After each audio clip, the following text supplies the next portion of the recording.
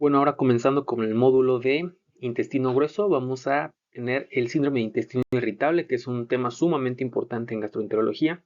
Soy el doctor Arnold Vega Valdés, soy gastroenterólogo clínico. Tenemos que como definición es un trastorno funcional, crónico y recurrente. Hay que recordar que este tipo de patologías funcionales son determinadas y cada vez más actualizadas por el Consenso de Roma que se realiza cada ciertos años. El último que tenemos es del 2018 y nos comenta que el intestino irritable es un dolor abdominal recurrente que mínimo sucede un día por semana durante los últimos 3 meses. Y esto que presentó síntomas iniciales desde hace 6 meses mínimo, asociado por lo menos a dos de los siguientes síntomas: alteraciones en las evacuaciones, cambios en la frecuencia de las evacuaciones y cambios en la apariencia o en la forma de las heces. Ahora, las características del síndrome de intestino irritable, tenemos características típicas y tenemos algunas otras características que sí nos deberían de preocupar.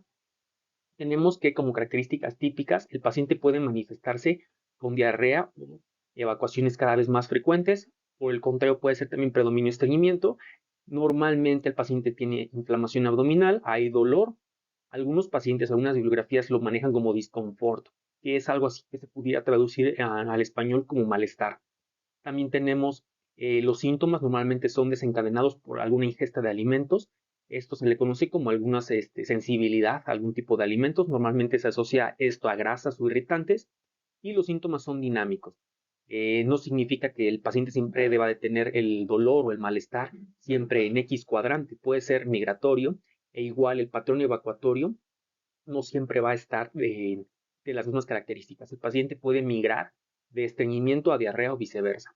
Ahora tenemos algunos otros datos de alarma que también es importante que identifiquemos, como en todas las patologías de gastroenterología, como un inicio después de los 50 años, que los síntomas estén progresando paulatinamente, que haya pérdida de peso, evacuaciones nocturnas. Recuerden que, como vimos en diarrea aguda y crónica, la diarrea que despierta al paciente por la noche normalmente suele ser una diarrea agresiva. E igual que hay antecedentes heredofamiliares de tumoraciones o de algunas otras entidades como enfermedad celíaca, enfermedad inflamatoria intestinal.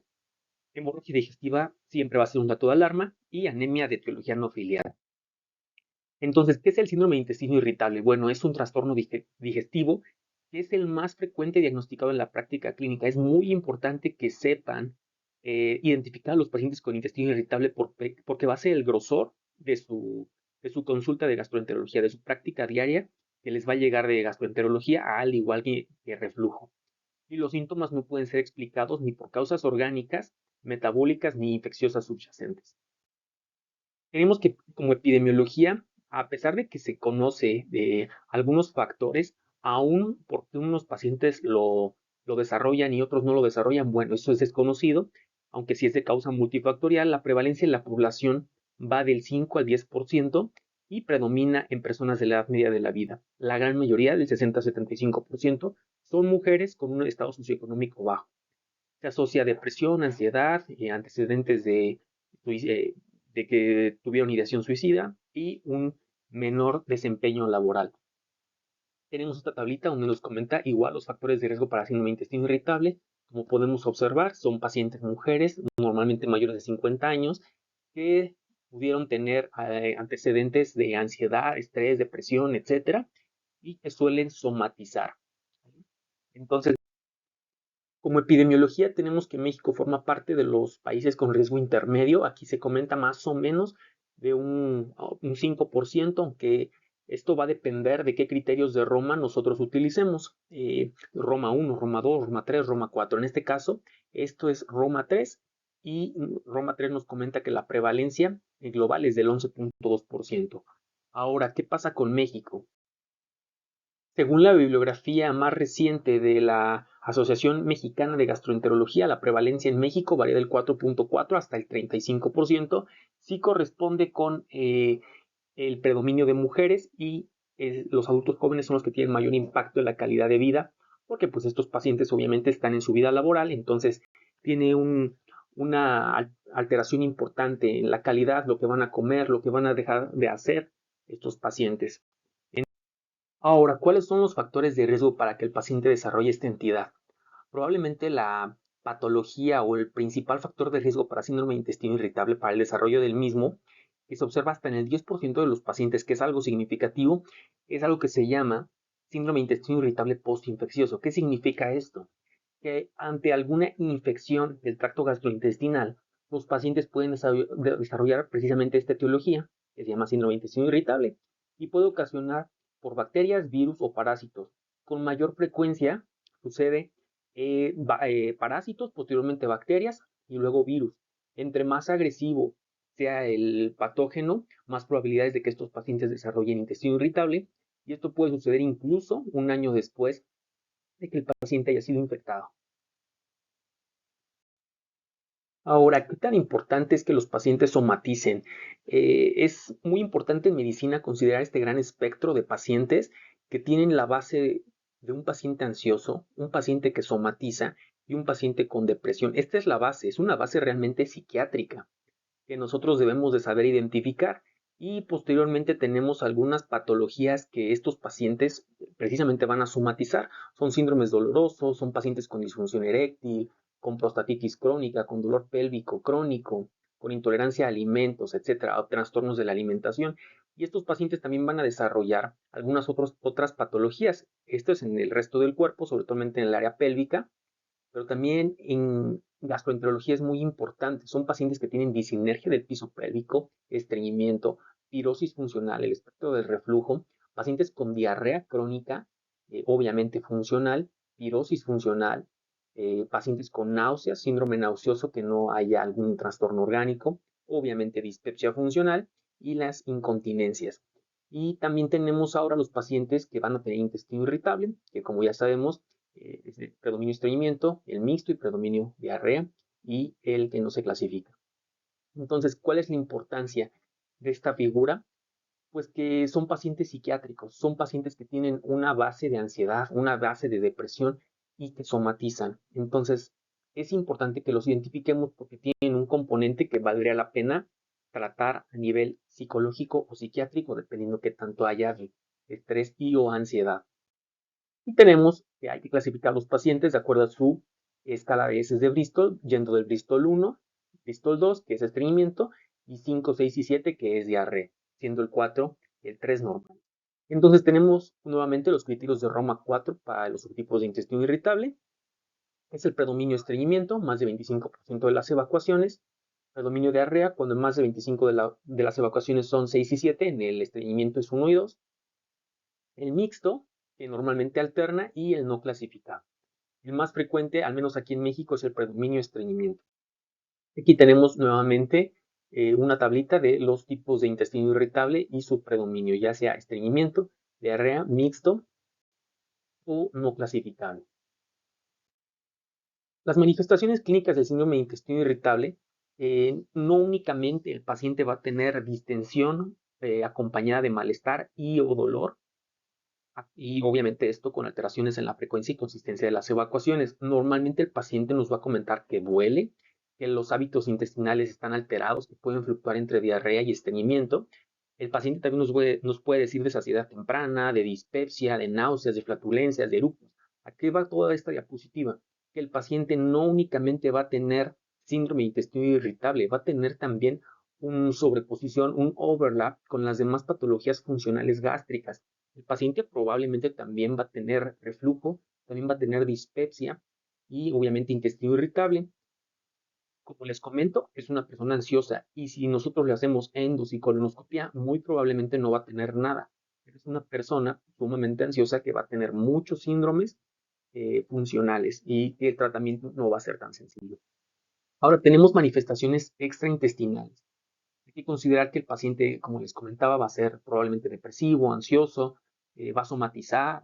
Siempre es importante preguntar cómo está durmiendo, si tiene problemas sexuales, si hay asociación entre el intestino irritable y los pacientes con disfunción sexual. Son personas que tal vez tengan urgencia urinaria, síntomas de asma, que tengan cefalea tensional, etcétera. Entonces, hay que ver al paciente con intestino irritable no únicamente pensando precisamente en su colitis nerviosa, no. Hay que ver también que es una persona que puede tener todo esto que a nivel psiquiátrico, que lo va a estar afectando y que no lo va a dejar sanar. La fisiopatología del intestino irritable hay que considerar que es una patología sumamente compleja. Intervienen múltiples factores, un aumento en la permeabilidad del intestino que puede ocasionar diarrea y severidad del dolor, alteración en la expresión de genes y proteínas en las tight junctions. Las causas pueden ser genéticas, epigenéticas, disbiosis, cada vez toma más peso y algunas personas tienen mayor sensibilidad a los alimentos. También tenemos que algunos de los pacientes con intestino irritable, sobre todo predominio diarrea, tiene problemas con los ácidos biliares y su absorción, ya que estos aumentan el tránsito colónico y pueden ocasionar diarrea, precisamente diarrea asociada a ácidos biliares. También los pacientes pueden tener alteraciones en la respuesta inmune e interacciones neuroinmunes. Como les comentaba, hay problemas en la microbiota intestinal. Esto se relaciona a un término que se llama disbiosis, que es pues algo así como la pérdida del equilibrio entre la microflora intestinal, entre la microbiota. Hay algunas especies que se ha encontrado que aumentan, otras que disminuyen, etcétera. También tenemos dentro de la fisiopatología algo que se llaman los FODMAPs, que ahorita voy a comentar en el tratamiento, que es fermentación de algunos alimentos, sobre todo son azúcares y ácidos grasos de cadena corta. Obviamente antecedentes genéticos, hay pacientes más susceptibles a desarrollar dicha patología. Dentro de la evaluación inicial, comenzamos con la historia clínica, que nos permite identificar las manifestaciones previamente comentadas del intestino irritable, así como otras posibles causas con síntomas similares. También hay que saber utilizar la escala de heces de Bristol y identificar también a los pacientes que pudieran estar ocasionando o que pudieran estar presentando estos síntomas derivados de uso de fármacos, como la digoxina, los beta bloqueadores, las diguanidas, etcétera, etcétera, usuarios de alcohol.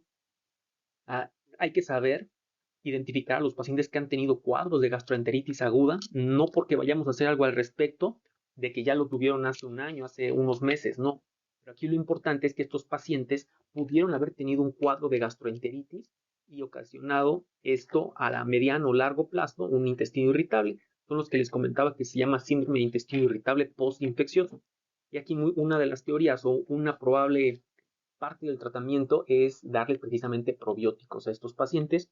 También dentro de los antecedentes, pero en este caso heredofamiliares, tener en cuenta de que no todos los pacientes tienen enfermedad primaria, es decir, no es un intestino irritable. Hay que conocer que existe la enfermedad inflamatoria intestinal, antecedentes de cáncer de colon rectal y enfermedad celíaca.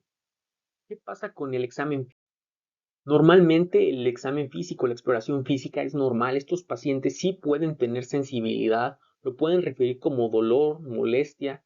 Algunos sí lo pueden mencionar como dolor a la exploración física abdominal, a la palpación media o profunda. Y es importante a estos pacientes hacerles examinación rectal. Las pruebas de laboratorio en el paciente con síndrome de intestino irritable pues realmente van a estar normales. Si nosotros le hacemos una biometría hemática, no tiene el paciente por qué tener anemia, leucocitosis, linfocitosis, nada, porque es un trastorno precisamente funcional. Si hubiera algo orgánico como anemia, si hubiera algo significativo como anemia, sí habría que sospechar alguna patología orgánica. Igual los reactantes de fase aguda, BCG y PCR, no tienen por qué estar elevados.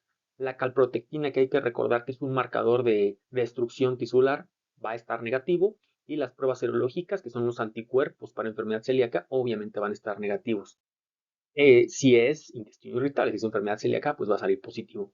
Otras pruebas que le podemos hacer al paciente dentro de su protocolo son pruebas de función tiroidea, siempre y cuando sea un paciente que tal vez tenga predominio de diarrea y estamos pensando en un hipertiroideo, o al contrario, un paciente con estreñimiento crónico que pensamos que pudiera ser hipotiroideo. Bueno, pues en un paciente con intestino irritable tiene que ser euteroideo. Coprocultivo, coproparasitoscópico y coprológico deben de ser negativos, precisamente para que el paciente podamos decir que tenga intestino irritable. Y los pacientes que tengan más de 50 años o algún dato de alarma sí tienen que, de preferencia, hacerles una colonoscopia, sobre todo por la edad, para descartar cáncer de colon. Y pues obviamente tiene que ser negativo. Los pacientes que tengan esta patología sí hay que hacerles tamizaje, sobre todo como les comento, si tienen más allá de 50 años, como parte del tamizaje para cáncer colorectal. Se puede realizar radiografía abdominal únicamente para ver si el paciente tiene acumulación fecal, sobre todo en los que tienen predominio estreñimiento, y en los que de plano tenga un estreñimiento refractario a tratamiento, se puede realizar manometría no rectal y prueba de expulsión del balón para diagnosticar algo que se llama discinesia defecatoria o anismo. Esto, como les comento, es en pacientes estreñidos crónicos o refractarios. y que no haya respondido a medidas iniciales. Los datos de alarma, como en muchas patologías de gastroenterología, es paciente mayor de 50 años que haya tenido hemorragia digestiva, como les comento, que tenga diarrea que lo despierta por la noche, dolor abdominal que prácticamente es refractario, que nos llame la atención, o que haya tenido pérdida de peso o síndrome consuntivo, algunos hallazgos en los laboratorios que le pidamos, como anemia de etiología no filiada, o marcadores de inflamación tisular que estén alterados, o que tengan antecedentes heredofamiliares de importancia, hay que hacerle una colonoscopia. También hay que considerar que se debe tomar biopsias y podemos encontrar algunas enfermedades como CUSI, Crohn, una patología que se llama colitis microscópica, que sobre todo es de pacientes geriátricos, usuarios de IVPs, AINES y antidepresivos, y que también una parte del protocolo en pacientes que pudieran tener algunos otros datos de dolor y que no encontremos nada en la colonoscopía y endoscopía, podríamos valorar la tomografía, que es la que después de la colonos nos va a dar mayor rendimiento diagnóstico. El diagnóstico diferencial del intestino irritable, sobre todo el predominio diarrea, es la enfermedad celíaca como número 1, colitis microscópica, que es esta patología de los geriátricos, como les comento, algo que se llama el sobrecrecimiento bacteriano o SIBO y enfermedad inflamatoria intestinal. Y los principales diagnósticos diferenciales del intestino irritable, predominio, estreñimiento, puede ser una etiología orgánica, es decir, que tenga un paciente un estreñimiento primario debido al envejecimiento, algo que se llama discinesia defecatoria, que es que el paciente no sepa ya evacuar, y esto es frecuente, por raro que se escuche, sobre todo en las mujeres que tuvieron varios hijos a lo largo de la edad, a lo largo de la vida, por allá de los 50 años, empiezan a tener una pérdida de la sensibilidad y alteraciones en cómo ellas pujan. Y eso se llama anismo o discinesia defecatoria. Y tenemos ahora los pacientes que tengan un tránsito colónico lento. Entonces son los principales diagnósticos diferenciales del intestino irritable, predominio y estreñimiento. Igual, algo importante a considerar es la mala absorción de los ácidos biliares en el síndrome de intestino irritable, predominio diarrea. Esto quiere decir que no todos los pacientes con intestino irritable, predominio diarrea van a ser primarios. ¿Qué significa?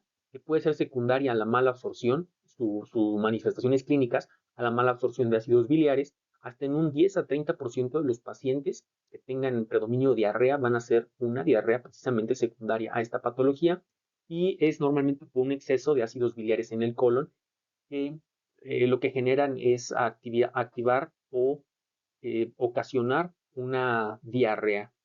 Ocasionan diarrea a estos pacientes. Lamentablemente para el diagnóstico de estos pacientes no es tan sencillo, es una gamografía marcada y pues no se hace de manera rutinaria en México. Lo que se utiliza en el caso de que se sospeche diarrea por ácidos biliares es un ensayo terapéutico con resinas como la colestiramina o el colesevelam. Ahora, estos pacientes, ¿por qué podríamos tener un paciente con diarrea secundaria de ácidos biliares? Lo más frecuente son los pacientes con colecistectomía. Siempre hay que preguntarle a las personas que tengan predominio de diarrea si no han tenido colecistectomía. Y pues eso es el tratamiento. Ahora, el tratamiento en general del intestino irritable es dirigir el tratamiento al síntoma más molesto para el paciente. Entonces ahí nosotros debemos de preguntar a la persona, bueno, ¿cuál es su principal molestia? Ya sé que se inflama, ya sé que le duele, ya sé que se estriña o tiene diarrea, pero ¿qué es lo más molesto para usted? Normalmente nos van a comentar de la distensión y el estreñimiento, que es lo más común en México, y pues bueno, hay que intentar también parte del mecanismo fisiopatológico, pararlo, y la meta siempre va a ser mejorar la calidad de vida del paciente. El manejo inicial, sobre todo en casos leves e intermitentes, es los cambios que puede hacer el paciente. Estos son cambios en la dieta y cambios en el estilo de vida. Y posteriormente llevamos nosotros a ingresar con la terapia farmacológica, sobre todo en los pacientes con síntomas moderados que no van a responder a las medidas conservadoras. Hay que educar al paciente, hay que comentarle que es una patología benigna, sí, si bien es incurable, crónica, y va a tener episodios de exacerbaciones y remisiones, pero no va a aumentar la mortalidad. Ahora, tenemos un grupo de alimentos que se llaman los FODMAPs. Los FODMAPs son oligosacáridos, disacáridos, monosacáridos y polioles fermentables que están presentes en una gran cantidad de frutas, azúcares artificiales, edulcorantes, legumbres, vegetales verdes y que son pobremente absorbidos en algunos individuos. Y los estudios lo comentan que si nosotros evitamos que el paciente consuma esta gran parte de FODMAPs, sí podemos mejorar los síntomas del paciente. Ahora no podemos lamentablemente evitar todos porque sería una calidad de vida muy alterada para el paciente. Se modificaría mucho la calidad de vida del paciente debido a que los FODMAPs se encuentran en muchos alimentos, por ejemplo, el trigo, el ajo, la inulina, los oligosacáridos, los frijoles, las lentejas, etcétera, etcétera, ¿no? Los chícharos. También se encuentran en los lácteos, en el budín, en la miel, en la sandía, en las manzanas, etcétera. Y los polioles, pues en algunos alimentos que nosotros consumimos de manera rutinaria, como tal vez las manzanas, las peras, los duraznos, etcétera, ¿no? Entonces, quitarle a un paciente los FODMAPs no es tan sencillo, pero sí lo debemos de considerar porque tal vez estos alimentos pobremente absorbidos son los que le estén ocasionando las molestias al paciente. Pero como les comento, la calidad de vida sí se modifica mucho y muy pocos de ellos te van a obedecer a quitar estos FODMAPs al 100%. Y tenemos otro grupo de medicamentos que también hay que considerar, es precisamente el gluten. Hay que recordar que el gluten es una proteína de algunos alimentos, como el trigo, cebada, centeno. Una dieta libre de gluten es cara, porque muchos alimentos tienen precisamente esta proteína, que es lo que le da consistencia. Pero pues también si se lo quitamos a cierto grupo de pacientes, puede haber mejoría. ¿Y qué hay en cuanto a las fibras? Las fibras pueden dividir en insolubles y solubles. Se ha visto que las fibras solubles, como el psyllium plantago, ha demostrado una mejoría significativa. También algunos grupos de alimentos, como el nopal, tienen cierto porcentaje de fibras solubles e insolubles, pero mejora bastante el paciente si le damos ese mantenimiento. La actividad física debe de ser importante en el tratamiento, pues obviamente para favorecer la peristalsis, para mejoría de los síntomas de estrés y ansiedad que pudiera tener el paciente, y pues es parte de los hábitos que el paciente tiene que adquirir. Y ahora ya tenemos la terapia farmacológica, que hay que considerar, tener siempre en mente, que se la vamos a dar únicamente a los pacientes que no respondan las medidas conservadoras. Y tenemos tratamiento para el estreñimiento, tratamiento para la diarrea y tratamiento para los síntomas dolorosos y para la distensión. ¿Qué le podemos dar para el estreñimiento? Te podemos darle fibra, laxantes, subiprostona, linaclotide, plecanatide. Para la diarrea podemos darle antidiarreicos como la loperamida, secuestradores de ácidos biliares, antiespasmódicos, ondansetron, antidepresivos tricíclicos, rifaximina, etcétera. Ahora, también hay que considerar que los pacientes pueden tener síntomas psicosociales, entonces es importante darle terapias a estos pacientes considerando el contexto. Es una persona ansiosa, deprimida, previamente tal vez tuvo ideación suicida, entonces sí es importante y también plantearle el uso de antidepresivos de cualquier tipo. En este caso se menciona inhibidores selectivos de la recaptación de serotonina o los antidepresivos tricíclicos. El manejo inicial para el dolor suele darse con antiespasmódicos. Esto es un grupo de medicamentos que nos van a ayudar eh, pues para aliviar los síntomas de los pacientes. Para la contracción del músculo liso. Tenemos aquí 4 grupos: los agentes relajadores directos como la mebeverina, pargederina, trimebutina, los derivados de la escopolamina como la butil, que es la más utilizada, el simetropio, derivados del amonio, como el bromuro de pinaverio, el bromuro de otilonio, y los calcioantagonistas, como la alberina, fenoberina, etc. Estos medicamentos entonces sirven mucho para el dolor y ahora tenemos un grupo de medicamentos que nos van a ayudar también a la inflamación. Tenemos también que las combinaciones de estos medicamentos nos pueden ayudar tanto al dolor como para la inflamación. Un medicamento muy utilizado es la dimeticona y la simeticona, que disminuye la tensión superficial de las burbujas, por lo cual coalescen, y este medicamento dimeticona-simeticona pues obviamente ayuda a la distensión abdominal. Tenemos varias combinaciones terapéuticas que nos pueden ayudar en esto. ¿Y cuáles son las terapias con una utilidad limitada, con una calidad de la evidencia baja o muy baja para su uso en el intestino irritable? Bueno, la loperamida, a pesar de que es un antidiarreico muy bueno, su calidad de evidencia es muy mala para recomendarlo en los pacientes con intestino irritable, predominio diarrea. Igual tenemos el macrogol, la calidad de evidencia no es tan baja, pero pues, no se puede recomendar el tratamiento. Los prebióticos, prebióticos y simbióticos, la calidad de evidencia es baja a muy baja, y los antiespasmódicos tienen calidad de evidencia baja. No obstante, el tratamiento farmacológico, pues a pesar de que la evidencia no es tan buena, pues se recomienda precisamente eso, darle al paciente con intestino irritable macrobol, darle lubiprostona, linaclotide, plecanatide, tegaserov, etcétera. Estos son medicamentos que nos van a ayudar mucho al paciente, con el paciente que tenga estreñimiento. Son laxantes precisamente y tenemos el predominio de diarrea como la loperamida, que a pesar de que, insisto, el peso estadístico no es tan importante, pues sí sirve. Y también tenemos como antidiarreico los secuestradores de ácidos biliares. También puede servir el alocetrón y el ondansetrón. Y tenemos el otro grupo importante que son los antidepresivos tricíclicos, como la amitriptilina, imipramina, nortriptilina, que ayudan mucho a estos pacientes. Ahora, ¿sí sirve realmente los antidepresivos versus placebo, sobre todo en el dolor abdominal, los pacientes con intestino irritable? Pues según los metaanálisis sí sirve versus placebo, los antidepresivos sí tienen un efecto terapéutico significativo. Hay que considerar dentro de los pacientes con intestino irritable, predominio de diarrea, que la dieta es importante. Hay que darle una dieta baja en FODMAPs a lo más que se pueda tolerar. Antagonistas de los receptores 5-HT3 como el ondansetron o el alocetrón.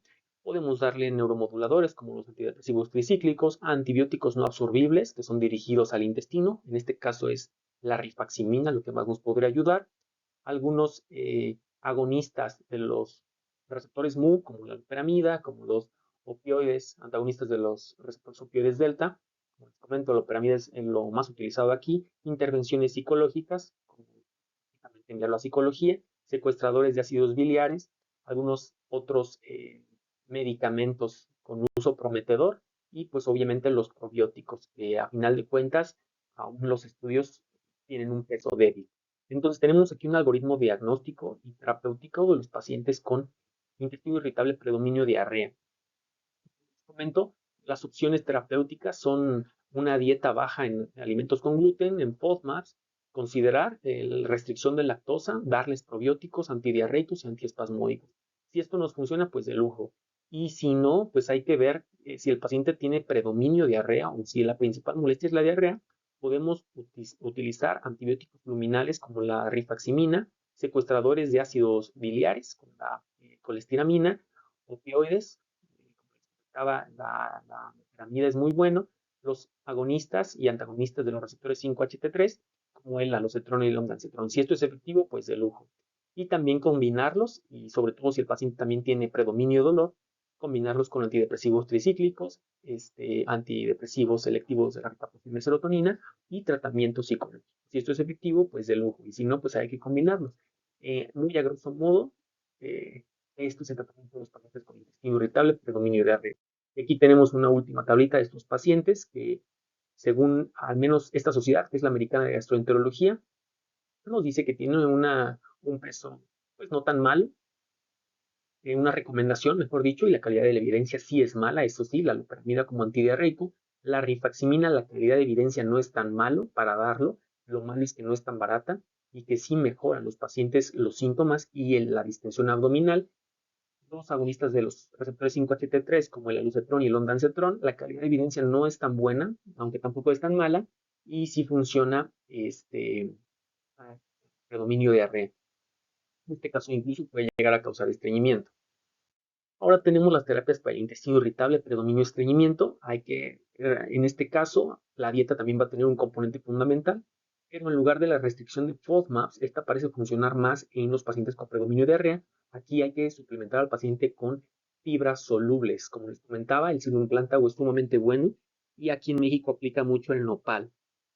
También podemos tener activadores de los canales de cloro, como la lubiprostona, agonistas de la guanilato ciclasa, como la linaclotide o plecanatide, que sí ya empiezan a llegar a México, agonistas de los 5-HT4, como el pegaserol, etcétera, etcétera. Los neuromoduladores no hay que dejar de considerar, aunque no es tanto los tricíclicos, en este caso los inhibidores selectivos de la recaptación de serotonina funcionan en el paciente con intestino irritable, predominio estreñimiento, mandar psicología al paciente porque también tiene un contexto de ansiedad y o depresión y los probióticos también tienen una evidencia débil, pero no por eso están descartados.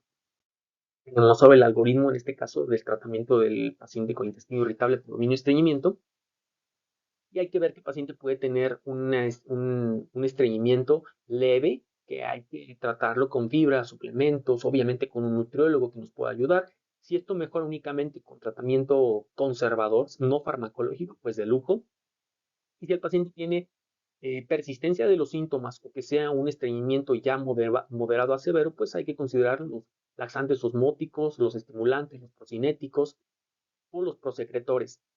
Si el paciente mejora, pues qué bueno, y si no, hay que valorar si el paciente tiene dolor. Si tiene dolor, podemos darle una dosis baja de antidepresivos tricíclicos o de la recaptura de serotonina. Si esto es efectivo, pues qué bien.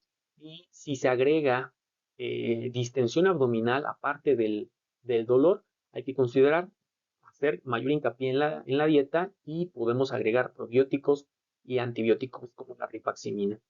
Entonces es un poquito más grande este algoritmo, no por eso es más complejo que el de diarrea. A mí en lo particular se me hace más complejo el de diarrea, pero pues vean, las opciones terapéuticas son creo que un poquito más grandes. Aquí tenemos estas guías americanas sobre el tratamiento de los pacientes con intestino irritable, predominio y estreñimiento, los agonistas de la guanilato ciclasa, que es la inaclotidiplecanatide, que ahorita están siendo sumamente fuertes en cuanto a evidencia, porque no solo quitan el estreñimiento, sino también tienen un efecto en cuanto a la nocicepción, es decir, quitan el dolor. Entonces, son muy buenos. Estos dos medicamentos, lo malo es que son caros. Tenemos también la lubiprostona, obviamente el Psyllium plátago y la fibra, que tiene un peso de evidencia moderado y sí funciona. Lo malo es que puede ocasionar distensión en algunos pacientes la fibra, pero bueno, les mejoras el estreñimiento.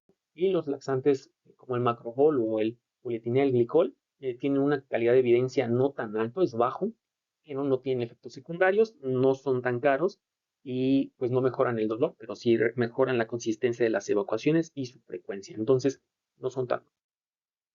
En cuanto a los probióticos, bueno, los probióticos lamentablemente, a pesar de que son y pueden conferir un beneficio para el hospedero, no tienen aún un peso de evidencia significativo. No hay aún evidencia estadística.